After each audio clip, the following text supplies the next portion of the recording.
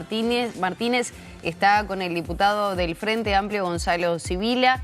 ¿Qué dejó esa comparecencia del equipo económico en la Comisión de Presupuesto integrada con Hacienda? Ve adelante.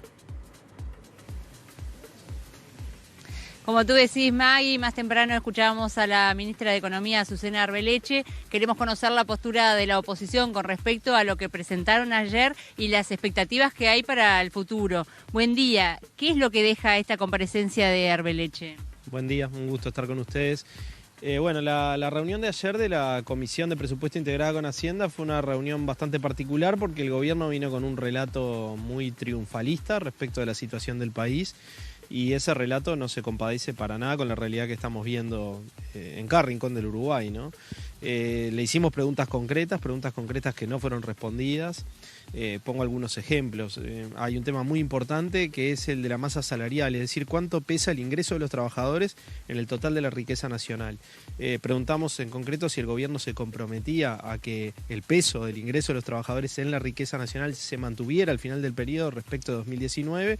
No nos respondieron discursos respecto de que el salario real va a estar en el mismo nivel, etcétera, pero la pregunta concreta no se respondió.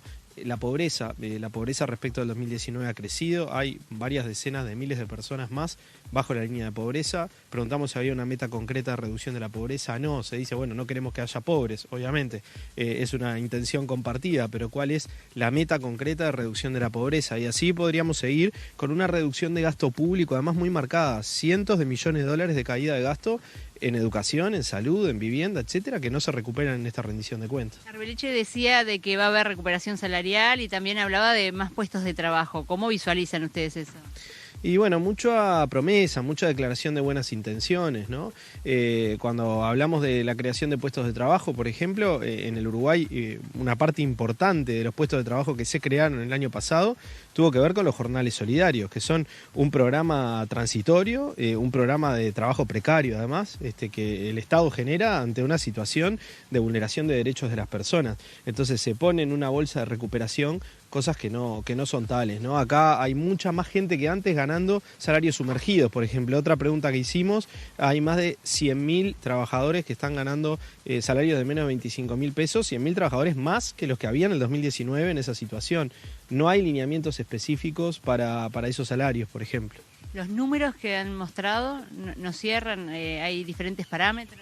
Hay diferentes parámetros, cálculos o cifras que se dan ante algunas preguntas que se reiteran, que no condicen con otros indicadores. Realmente no vimos claridad en el equipo económico respecto de los datos concretos, de cómo está la economía y de cómo está sobre todo la sociedad uruguaya en relación a una economía que crece, porque lo que sí queda claro es que la economía en el Uruguay está creciendo, la riqueza crece. El tema es cómo se distribuye esa riqueza, muy mal, ¿no? En cuanto a educación, ¿qué dijo Arbeleche? Bueno, hubo preguntas específicamente sobre los pedidos que hace la ANEP en materia educativa. Ustedes sabrán que en la rendición de cuentas no hay un solo peso incremental para la educación. Bueno, el gobierno obviamente defendió su mensaje, el mensaje del presupuesto, que es un mensaje que no incorpora nuevos recursos para la educación. Bueno, la idea es que con los recursos que hay es suficiente para llevar adelante las políticas que se necesitan o que eso es lo que puede dar el país hoy. Lo cierto es que el propio organismo, presidido y dirigido por autoridades que también fueron propuestas por el gobierno, está solicitando más dinero, pero además no se compadece que se diga que la educación es una prioridad con no darle un solo peso incremental cuando se le han recortado decenas de millones de dólares. Gracias. No, gracias a ustedes. Allí la postura del Frente Amplio con respecto a este proyecto y la comparecencia del Ministerio de Economía. Destacar que hoy comienzan la llegada de los diferentes organismos. Por ejemplo, en la mañana la comisión va a recibir desde las 10 de la mañana el Ministerio de Relaciones Exteriores, así que también vamos a continuar informando en la jornada con respecto a esta rendición. Vuelvo con ustedes.